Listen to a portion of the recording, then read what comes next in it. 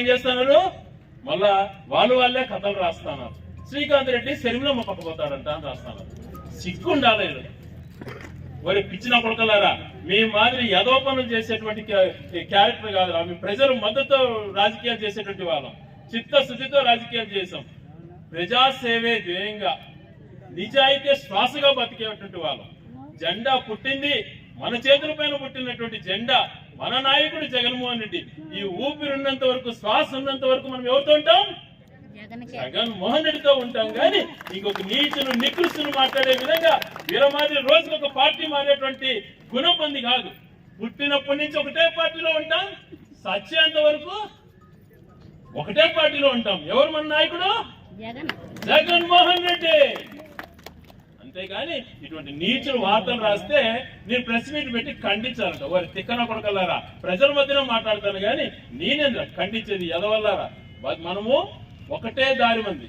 అదేది ఏ దారి? జగన్మోహన్ రెడ్డి దారి. ఏ దారమ్మా? జగన్మోహన్ రెడ్డి దారి. జగన్మోహన్ రెడ్డి గారు ఈ రోజు చేసినటువంటి కార్యక్రమాలు ప్రపంచంలో ఏ ఒక్కరూ చేయలేనటువంటి పరిస్థితులు ఉన్నాయి.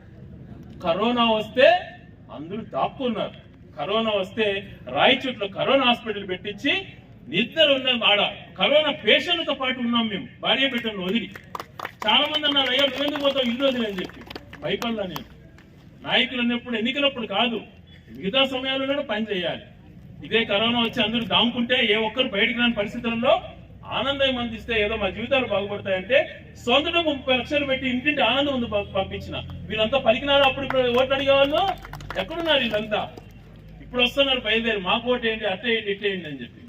ఎప్పుడు కూడా ప్రజాసేవే ధ్యాసగా, ఎన్నికలప్పుడే కాకుండా మిగిలిన సమయాలలో కూడా రాజకీయాలు చేస్తూ ప్రజాసేవే ముఖ్యంగా ప్రజలకు మేలు జరిగే విధంగా ఈ రోజు చుక్కల భూముల విషయాలలో కానీ, అసైన్మెంట్ విషయంలో కానీ, 20 సంవత్సరాలు దాటినటువంటి పట్టాల పైన రెగ్యులరైజేషన్ చేసే విషయాలలో కానీ అనేక అంశాలలో మన నాయకుడు మంచి చేస్తున్నాడు.